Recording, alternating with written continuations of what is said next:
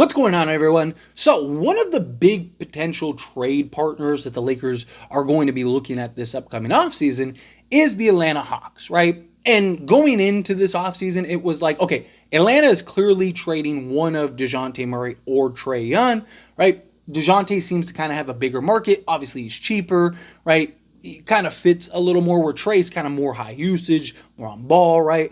Like, clearly, Trae's the better player, but his market is a lot slimmer because primarily his contract more than anything, right? I think if Trae's contract was the same as like Dejounte, I think, that might flip a little bit. But given his contract, that could become a problem. But the Lakers are interested in both, right? The Lakers were heavily going after Dejounte Murray at the trade deadline. Unfortunately, it fell through. It didn't work out. And the idea originally was that Atlanta wanted to build around Trae Young as well as Jalen Johnson, right? Like that was kind of the idea, okay? We want to take Johnson, we want to take Young. Those are our two guys going forward because, Trae is so young still, right? He's 25, right? So the idea was like, hey, we could kind of go through this rebuild a little bit over the next like 2-3 years or whatever, get this right, trade Dejounte for whatever we can get for him, and then kind of make that push over the next few years. Well, reports are coming out that Atlanta may actually trade both Trae Young and Dejounte Murray and just kind of rebuild with Johnson and the number one pick. That basically everybody they're willing to kind of unload, trade, get off of. But instead of it's like one or the other, it could potentially be both. That they are open and they are going to be looking to trade Dejounte Murray as well as trading Trae Young. Now, the reason this is important and the reason that this is significant is because it gives the Lakers more options, right? So, like, there are other teams, San Antonio, for example, the New Orleans Pelicans is another one, that is rumored to be interested in Dejounte Murray. The problem that the Lakers would have ran into is if the Lakers missed out on Dejounte Murray, they might just by default now miss out on Trae Young because Atlanta may not end up trading him. Where now, if let's say they miss out on Dejounte Murray, they can go and make the trade for Trae Young still and still get that other star, or vice versa, right? Like, let's say a team does pick up Trae. I mean, same thing. There's talks about, potentially the Pelicans and the San Antonio Spurs and several other teams that may actually have some interest in Trae. Let's say one of those teams go and take Trae, right? Well, now the Lakers would be like, oh, well, now what? And if they miss out on Donovan Mitchell, it's like, okay, so the Lakers aren't getting a star this offseason, right? It's like the Lakers now are just trying to, pick up scraps or whatever, right? But now if, let's say, a team does, let's say the Spurs, again, we'll just use them as an example, say the Spurs do end up taking Trae, well, now the Lakers could go and trade for Dejounte Murray, who, again, I would prefer Dejounte. I'm sure many people would as well. I believe, and I've said this, and I'm going to remain consistent in it, I think if the Lakers do get anybody, it's probably Trae, because I just think his market is going to be incredibly thin, incredibly small.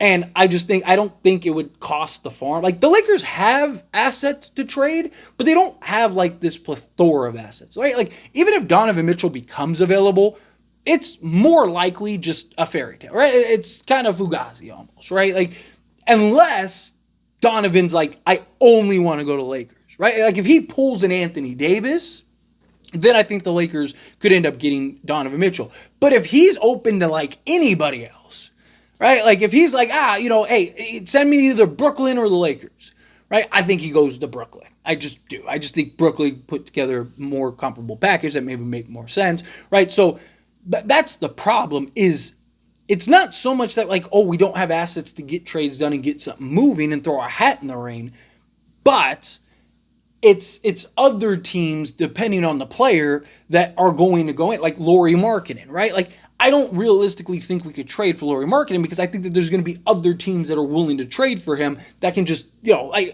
think the Oklahoma City Thunder make the most sense for Lauri Markkanen, right? The Thunder could outbid us just for fun, right? Like, they right now are the Steve Ballmer of assets, right? Like, they have so many draft picks. They need to get rid of stuff just to get rid of stuff. So they can overpay for guys just to overpay for guys. Right? So, like, that's the problem that the Lakers are running into. You have teams that have cap space. You have teams that have the assets, right? So the Lakers, any type of bidding war, it just makes things really difficult unless somebody really does push for the Lakers. Again, using Dejounte, or not Dejounte, Donovan Mitchell as an example. If he's really pushing hard for the Lakers, well, then I think that, again, that puts the Lakers in the driver's seat, gives them a lot of leverage. Or same thing with Trae, right? Like if they're really kind of looking to trade Trae, and he's like, I only want to go to the Lakers, well, then now that kind of puts the Lakers in the driver's seat to where they basically can just go and acquire him. But I look at the scope, and I know people don't really want Trae. I'm not really big on Trae either. Like, if we didn't have LeBron, I would take Trae all day. Like, if LeBron does end up leaving this offseason, which I would be shocked if he does, like genuinely shocked if he does. I don't believe that that's going to happen. But, again, I could be wrong, been wrong before, and it is a possibility, right? He's very likely going to opt out. He could be a free agent. A team like the Sixers could sign him, right? And he actually, like, Sixers make a lot of sense for LeBron, right? Like, if LeBron wanted his best chance to win another championship, it's probably with the Sixers, if we're being honest. But, like, let's just say LeBron does go to the Sixers, right? At that point, yeah, go get Trae, right? Because at that point, I just think Anthony Davis and Trae Young make a ton of sense together as a duo, as tandem, and you could go pull that off, make that move, and then kind of fill out the rest of your roster, and I think you'd be in good shape. But if it was like, if LeBron's on the team, then I worry about how do they mesh together, right? Now, Trae has had years, was 2 years ago, I think 2 or 3 years ago, where he shot something like 58% on catch and shoot threes. Like, it was like almost sounded like a made up number. Might have even been more than that. Might have been like closer to 62 on catch and shoot threes, right? Like, if he can get back to that, where he's just shooting the lights out off ball, then I think it would work great. Like, I think it'd be fine. And Anthony Davis would benefit mightily having Trae on the roster. And I think he'd help LeBron a ton too. But, the defense side of things obviously is a big problem. He can be very inefficient at times. He has had, efficient seasons. Can he get back to that playing alongside LeBron, playing alongside Anthony Davis, the gravity that they cause, right? And his ability to make plays. But, I think he's the most, like, if the Lakers really do indeed want to go get another star, I think he's the most realistic, right? I would love a Dejounte Murray. I'd love if the Lakers go get Dejounte Murray in another piece, right? There's, been some murmurs that the Lakers are interested in potentially trading for Zach LaVine if they can get Alex Caruso in the deal, right? They don't want Zach LaVine by himself, but kind of like, hey, nobody wants Zach LaVine. Chicago just basically wants to get off of him. Okay, we'll help you get off of him, but we want Alex Caruso. Like, if they could do something like that, I'd probably prefer that over Trae as well. But again, I think that we very well may get to that point, and it's like, all right, so it's basically Trae or bust as far as like a star goes. If the Lakers really do want to start, again, I'm like, dream scenario, we get Donovan Mitchell, right? I'm not even opposed to the Zach LaVine and Alex Caruso deal because I think the Lakers would still be able to keep a ton of their assets. But that kind of hinges on like D'Angelo Russell. Like, there are other moves that I like more, and I'm hoping and banking happen more. Even like the depth route, depending on what depth pieces they could get, I actually may prefer that over Trae, but Trae makes the most sense long-term over everybody just because of his age. I mean, even when Anthony Davis phases out, Trae would still, 28, 30, right? Something like that, like, in that range, 28 to 30. So you could still, add another star and contend and compete again. So again, I don't like completely hate the idea of Trae.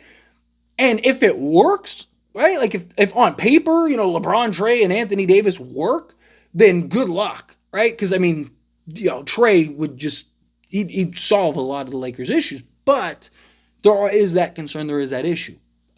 I'm glad, though, that Atlanta, assuming the reports are true, again, you never really know until you get there, but assuming that those reports are true and that Atlanta's willing to basically unload everybody and just kind of start fresh, clean slate, got the number one pick, let's use it, kind of build around that guy, then if I'm the Lakers, that makes things easier for them. Because now if they, let's say Donovan Mitchell resigns, right? And let's say the Spurs, again, just using him as an example, let's say the Spurs go and trade for Dejounte Murray, right? A couple weeks ago, that was basically it. Now the Lakers are out, right? Because if, maybe a Darius Garland, right? But like, how much does he cost, right? And again, does another team go in and pick him up, right? Do the Pelicans swoop in and pick him up, right? Like, it's just like, okay, when we could end up looking and going like, okay, well, now we have no options. Where now it's like worst case scenario, the Lakers could land Trae. And as much as, again, I know a lot of people aren't super like big on that, that may end up being the best option this offseason, right? Like, depending on how everything shapes up. Now, this does look like it's going to be a real seller's market, which is good for teams like the Lakers that are looking to be buyers and looking to kind of get a big name or, upgrade in certain areas, because it just gives you more options. It gives you more potential, right? So that's good. And Atlanta, you could add Atlanta now to that ring of like, hey, it gives the Lakers more options. If, plan A, plan B, plan C falls through, it's like, okay, worst case, if you end up with Trae, I don't think that that's like a terrible thing, right? It's just like, how well will it work, right? So we'll see. Time will tell. But I thought this was good news when I saw that report. I was like, oh, hey, like this actually helps the Lakers, because it kind of gives them a little more, kind of getting more options in case things fall through. But anyway, as always, this is a discussion. Pass a question on you. Let me know your thoughts and opinions down in the comments below. What do you think? How do you feel? What are your thoughts?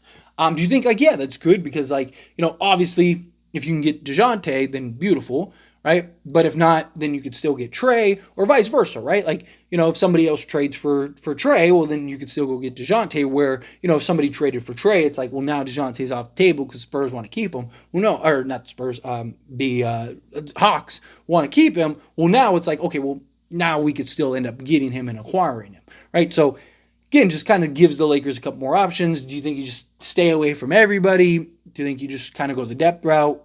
How you feel, whatever your thoughts are, I'd love to hear it. Let me know down in the comments below.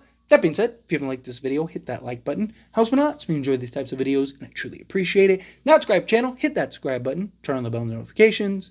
Appreciate y'all. See you in the next one. Thank you.